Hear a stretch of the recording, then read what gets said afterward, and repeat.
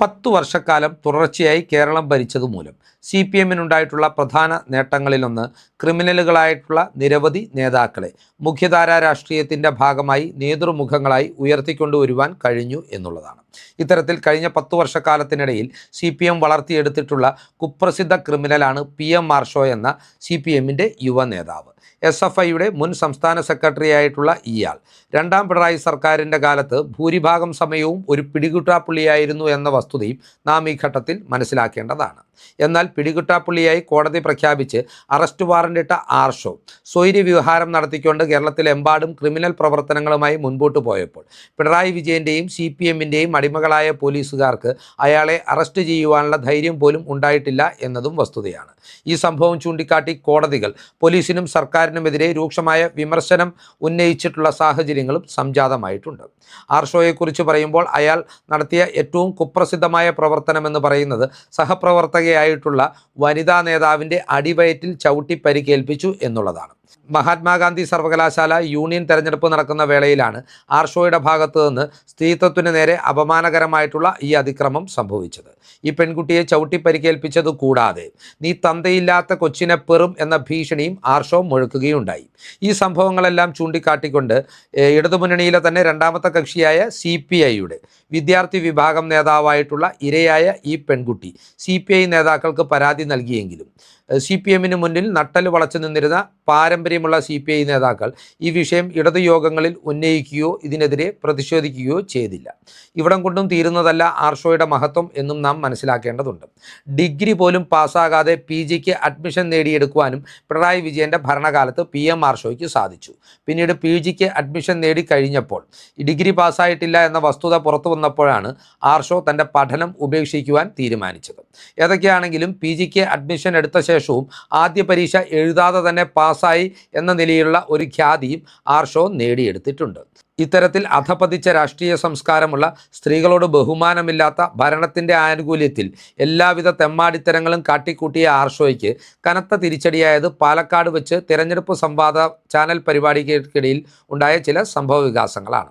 അതായത് പാലക്കാട് വെച്ച് തിരഞ്ഞെടുപ്പ് സംവാദ ചാനൽ പരിപാടിക്കിടയിൽ ആർഷോ വെല്ലുവിളിച്ചത് BJPയുടെ ജില്ലാ അധ്യക്ഷനായിട്ടുള്ള ബോഡി ബിൽഡറായിട്ടുള്ള പ്രശാന്ത് ശിവനെയാണ്. ആർഷോയുടെ വെല്ലുവിളികൾക്ക് മുമ്പിൽ വഴങ്ങാതെ മുണ്ട് മടക്കി കുത്തി ആർഷോയുടെ താടയ്ക്ക് തട്ടിയ പ്രശാന്ത് ശിവന് മുൻപിൽ കരഞ്ഞു നിലവിളിക്കുന്ന PM ആർഷോയെ പിന്നീട് നാം മാധ്യമങ്ങളിലൂടെ കണ്ടിട്ടുണ്ട്. ഏതൊക്കെയാണെങ്കിലും ഇപ്പോൾ പുറത്തു വരുന്ന ഒരു പ്രധാനപ്പെട്ട വിവരമെന്ന് പറയുന്നത് PM ആർഷോ വിവാഹിതനാകുന്നു എന്നതാണ്. ചൊവ്വാഴ്ച ജൂൺ 2-ാം തീയതി കാസർഗോഡ് വെച്ചാണ് ആർഷോയുടെ വിവാഹം. ആർഷോ വിവാഹം കഴിക്കുന്നത് തനിക്ക് പോന്ന ഒരാളെ തന്നെയാണ്, അല്ലെങ്കിൽ ചക്കിക്കൊത്ത ശങ്കരൻ എന്ന് വിശേഷിപ്പിക്കാവുന്ന ഒരാളെ തന്നെയാണെന്നുള്ളതാണ് ഏറ്റവും പുതിയ വാർത്ത. അതായത് ആർഷോയുടെ വധു എന്ന് പറയുന്നത് SFIയുടെ മുൻ വനിതാ നേതാവായിട്ടുള്ള K. വിദ്യയാണ്. K. വിദ്യ SFIയുടെ വനിതാ നേതാവ് എന്ന നിലയിൽ മാത്രമല്ല കേരളത്തിൽ അറിയപ്പെടുന്നത്. വ്യാജ സർട്ടിഫിക്കറ്റ് നിർമ്മാണ കേസിൽ പ്രതിയായി ജയിൽവാസം അനുഷ്ഠിച്ചിട്ടുള്ള വ്യക്തിത്വമാണ് K. വിദ്യ. എന്തിനാണ് K. വിദ്യ വ്യാജ സർട്ടിഫിക്കറ്റ് നിർമ്മിച്ചത് എന്ന് മനസ്സിലാക്കുമ്പോൾ അത് അതിനേക്കാളേറെ ഗൗരവതരമായ ഒരു കാര്യമാണ്. ഒരു സർക്കാർ കോളേജിൽ ജോലി നേടിയെടുക്കുന്നതിന് വേണ്ടിയിട്ടാണ് K. വിദ്യ വ്യാജ സർട്ടിഫിക്കറ്റ് നിർമ്മിച്ചത്. താൻ മഹാരാജാസ് കോളേജിൽ 2019-20 കാലഘട്ടത്തിലും 2021-22 കാലഘട്ടത്തിലും പഠിപ്പിച്ചു എന്ന വ്യാജ സർട്ടിഫിക്കറ്റാണ് K. വിദ്യ തയ്യാറാക്കിയത്. K. വിദ്യയെ ഈ സർട്ടിഫിക്കറ്റ് ഉണ്ടാക്കുവാൻ PM ആർഷോ സഹായിച്ചു എന്ന കാര്യത്തിൽ യാതൊരു തർക്കവും മലയാളികൾക്കില്ല. എന്നാൽ സർക്കാരിലുള്ള സ്വാധീനം മൂലം K. വിദ്യ മാത്രം അകത്താകുകയായിരുന്നു. ആർഷോ സുരക്ഷിതനായി പുറത്തു തുടരുകയും ചെയ്തു. ഇത്തരത്തിൽ വ്യാജമായി നിർമ്മിച്ചെടുത്ത രേഖകളുടെ അടിസ്ഥാനത്തിൽ K. വിദ്യ ജൂൺ 2022 മുതൽ മാർച്ച് 2023 വരെ കരിന്തലം ഗവൺമെൻറ് കോളേജിൽ അധ്യാപികയായി സേവനമനുഷ്ഠിക്കുകയും ചെയ്തു. പിന്നീട് 2023-ൽ രാജീവ് ഗാന്ധി മെമ്മോറിയൽ ഗവൺമെൻറ് കോളേജിൽ ജോലി നേടുന്നതിനായി ഈ വ്യാജ സർട്ടിഫിക്കറ്റുകൾ വീണ്ടും അവിടെ വിദ്യ സമർപ്പിച്ചപ്പോഴാണ് ഉദ്യോഗസ്ഥർക്ക് അല്ലെങ്കിൽ കോളേജ് അധികൃതർക്ക് സംശയമുണ്ടായതും അവർ മഹാരാജാസ് കോളേജിലേക്ക് ഈ സർട്ടിഫിക്കറ്റിൻ്റെ ആധികാരികത നൽകണമെന്നാവശ്യപ്പെട്ടുകൊണ്ട് ഒരു കത്തയച്ചതും. ഏതൊക്കെയാണെങ്കിലും ഇത്തരം ഒരു കത്തിൻ്റെ അടിസ്ഥാനത്തിൽ തന്നെയാണ് K. വിദ്യ ചമച്ചത് വ്യാജരേഖയാണെന്ന വിവരം പുറത്തു വരികയുണ്ടായത്. ഈ കേസിൽ വിദ്യ ഒളിവിൽ പോകുകയും പിന്നീട് പോലീസ് പിടിയിലാകുകയും ചെയ്തു. പോലീസിന് മുമ്പിൽ വിദ്യ കുറ്റസമ്മതം നടത്തുകയും ചെയ്ത സംഭവം ഉണ്ടായിട്ടുണ്ട്. ഏതൊക്കെയാണെങ്കിലും ഈ കേസ് ഇപ്പോൾ വിചാരണാ ഘട്ടത്തിലാണ്. അതിനാൽ തന്നെ പിണറായി വിജയൻ സർക്കാർ അധികാരത്തിലില്ലാത്തതിനാൽ കൃത്യമായ വിചാരണ ഈ കേസിൽ നടക്കുകയും വിദ്യ ശിക്ഷിക്കപ്പെടുകയും ചെയ്യുമെന്നാണ് വിലയിരുത്തപ്പെടുന്നത്. PM മാർഷോയും K വിദ്യയും വിവാഹിതരാകുന്നു എന്ന വാർത്ത പുറത്തു വരുമ്പോൾ CPM അണികളെ സംബന്ധിച്ച് അത് ഏറെ നിരാശാജനകമാണ്. ഇപ്പോൾ തന്നെ നിരവധി തിരുട്ട കുടുംബങ്ങളുള്ള CPMലേക്ക് പുതിയൊരു തിരുട്ടു കുടുംബം കൂടി വരുന്നു എന്ന പരിഹാസമാണ് സർവ്വസാധാരണക്കാരായ സഖാക്കളിൽ നിന്ന് പോലും ഉയർന്നു കേൾക്കുന്നത്. നമുക്കറിയാം, പിണറായി വിജയനും മകൾ വീണ വിജയനും നടത്തിയ കോടിക്കണക്കിന് രൂപയുടെ അഴിമതി കഥകളാണ് കേരള രാഷ്ട്രീയത്തിലെ ഇപ്പോഴത്തെ ചൂടുപിടിച്ച ചർച്ച. മുൻ മുഖ്യമന്ത്രിയായിരുന്ന പിണറായി വിജയൻ്റെ കുടുംബാംഗങ്ങളെ രാഷ്ട്രീയ എതിരാളികൾ മാത്രമല്ല, ഇപ്പോൾ സ്വന്തം പാളയത്തിലുള്ളവർ പോലും തിരുട്ടു കുടുംബമെന്നാണ് പരിഹാസ രൂപേണ വിശേഷിപ്പിക്കുന്നത്. പിണറായി കുടുംബം മാത്രമല്ല CPMലെ തിരുട്ടു കുടുംബം എന്നും നാം മനസ്സിലാക്കേണ്ടതുണ്ട്. പാർട്ടി സംസ്ഥാന സെക്രട്ടറി ആയിട്ടുള്ള MV ഗോവിന്ദനും ഭാര്യ PK ശ്യാമളയും ഇവരുടെ മകനും അടങ്ങുന്നവരെയും പാർട്ടിക്കാർ രണ്ടാമത്തെ പാർട്ടി തിരുട്ടു കുടുംബമായിട്ടാണ് നോക്കിക്കാണുന്നത്. MV ഗോവിന്ദൻ ഒരു കുടുംബ കുത്തക പോലെ CPMൻ്റെ ഉറച്ച കോട്ടയായ തളിപ്പറമ്പ് കൈകാര്യം ചെയ്യാൻ ശ്രമിച്ചതിനാലാണ് ചരിത്രത്തിലാദ്യമായി ദയനീയ പരാജയം ഈ നിയോജക മണ്ഡലത്തിൽ നിയമസഭാ തെരഞ്ഞെടുപ്പിൽ പാർട്ടി നേരിടേണ്ടി വന്നത്.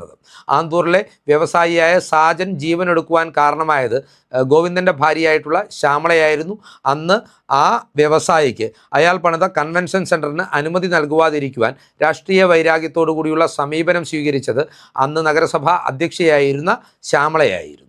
പിന്നീട് ശ്യാമളയ്ക്കെതിരെ ആരോപണങ്ങൾ ഗുരുതരമായി ഉയർന്നു വന്നപ്പോൾ ഈ കേസിൽ അവർ പ്രതിയാകുമെന്ന ഘട്ടം എത്തിയപ്പോൾ അന്തരിച്ച സാജൻ്റെ ഭാര്യയ്ക്ക് അവിഹിത ബന്ധമുണ്ടായതിനാൽ അയാൾ ആത്മഹത്യ ചെയ്തു എന്നതാണെന്ന് വരുത്തി തീർക്കുവാൻ വേണ്ടി ദേശാഭിമാനി എന്ന പാർട്ടി പത്രത്തിൽ വ്യാജ വാർത്ത പോലും സൃഷ്ടിച്ച പാരമ്പര്യമുള്ളവരാണ് പിണറായി വിജയൻ്റെ കീഴിലുള്ള CPMകാർ എന്നത് നാം മറന്നു പോകരുത്.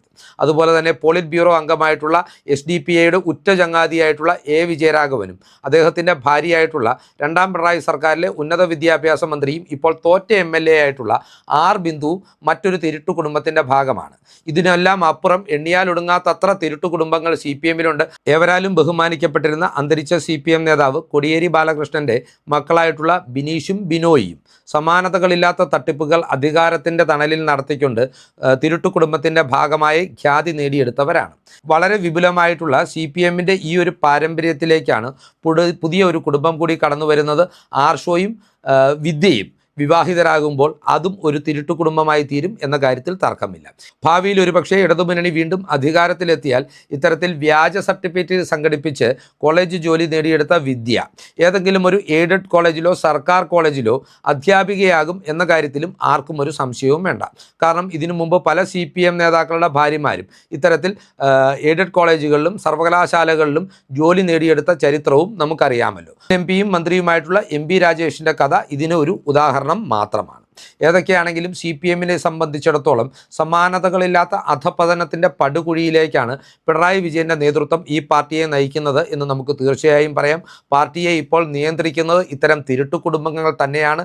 ഈ പാരമ്പര്യം തുടരുവാനായി തിരുട്ടു കുടുംബങ്ങൾക്ക് വേണ്ടി കാർമ്മികത്വം വഹിക്കുവാനും CPM തയ്യാറാകുന്നു എന്നതിൻ്റെ ഏറ്റവും പുതിയ തെളിവാണ് ആർഷോയും വിദ്യയും തമ്മിലുള്ള വിവാഹം. ഇത്തരത്തിൽ തട്ടിപ്പ് കേസിലെ പ്രതിയായിട്ടുള്ള SFIയുടെ മുൻ വനിതാ നേതാവിനെ പിടികിട്ടാപ്പുള്ളിയായിരുന്ന SFI മുൻ സംസ്ഥാന സെക്രട്ടറി വിവാഹം ചെയ്യുമ്പോൾ CPMൻ്റെ ഗതികേടും കേരള രാഷ്ട്രീയത്തിൻ്റെ ഗതികേടും എന്ന് മാത്രമേ നമുക്ക് പറയുവാൻ സാധിക്കുകയുള്ളൂ.